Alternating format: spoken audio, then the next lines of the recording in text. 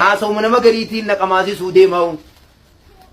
Baran kanaa meeqa ajaa'iba natte gurra kiyya kana dhugoomsuu dadhabeetiin waan biroorra bobbaahamee wanni magaalaa baadiyyaa guute zinaanuu numa jirti.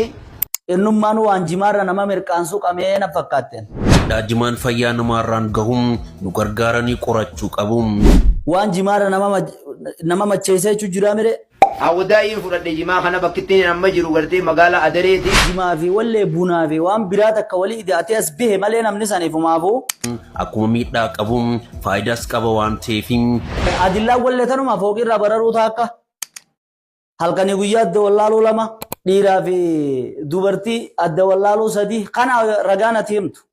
Dhimma jimaa yookiin caatii irratti yaada muftiin Dr. Jeelaan Kadir Gammadaa kennan kanaan dhaggeeffadhaa waliif qoodaam haalli ifa galaadhaam haraamnis ifa galaadhaam jidduu haraamaa fi halaalaa immoo dhimmoota wal fakkaatantu jiraam kan yoo ilaalan haraamas halaalas fakkaatu jechuudhaam kanaafuu ilmi namaa wantoota wal fakkaatan yookiin shubahaa ta'an mara irraa fagaachuu qabaam wantoota shubahaa ta'an kan yeroo ilaalan halaalas haraamas fakkaatu irraa waan ta'eef namuu irraa fagaachuu qabaam jimaan akkuma miidhaa qabuun faayidaas qaba waan ta'eef jimaan haraama yookiin halaala jechuufiin qorannoo guddaa gaafatam qorannoo kanas tokkoffaa ulamootni qorannoo gaham gochuu qaban aatiin hangam nama macheessam yookiin haala namaa jijjiirasa jedhum qorannoon ni barbaachisam lammaffaan ogeeyyiin fayyaa qorannoo irratti gochuu qabu miidhaa jimaan fayyaa namaarraan gahum nu gargaaranii qorachuu qabu sadaffaan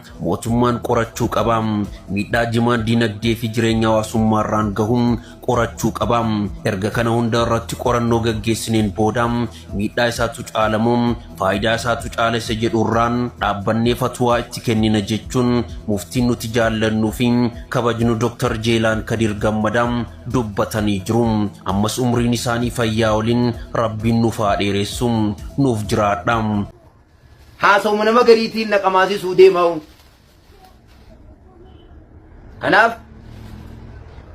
hawwadaa'iin fudhadhe jimaa kana bakkittiin amma jiru gartee magaalaa Adareeti.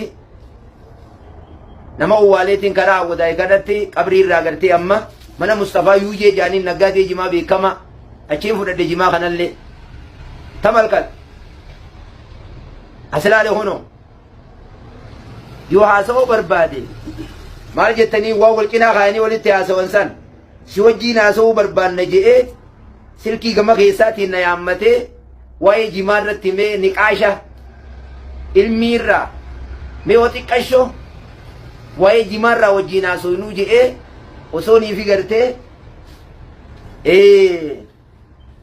haasa'uu yoo niifi taatees akkasitti isni haasa'in adeero kanaaf mee suuta jaan isiniin jaan dhiifamaa waliin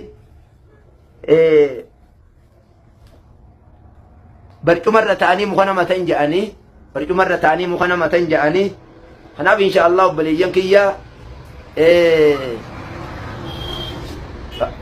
waan biroorra bobbaahamee wanni magaalaa baadiyyaa guute zinaanuu numa jirti farshoonis ni jirti wanni jiru hedduutiitu jira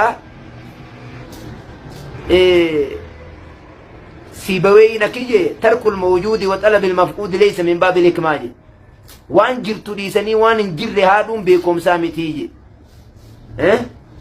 خناف إن شاء الله بليان كيا صداس ربنا خنون جاء إيمان ربنا خنون جاء حق ربنا وافقون جاء علمائي نقمنا علمائي نتي أرما لبنان بربان نجيرو علماء نتي أرما بكبيرو بربان نجيرو علماء قدماء غرغد دادا غرتي قمنا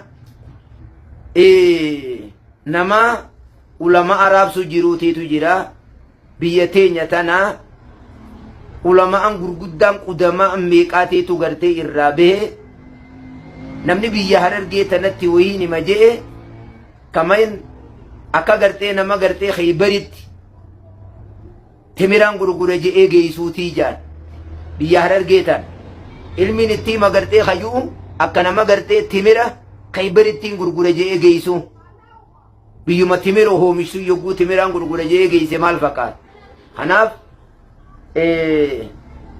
namni garii waan garii dubbatee namallee ol baasee namallee miira keessa galchuun gaariidhaa miti. Ani miira keessaa sin gallee yaadachaatiin itti yaadee dubbachuu jira waan kanaa. Jimaa keenya insha Allah jireenya keenya rabbi ol nu haa fuudhu. Gufuu jimaa rabbi nurraa karaarraa illee haa maysu.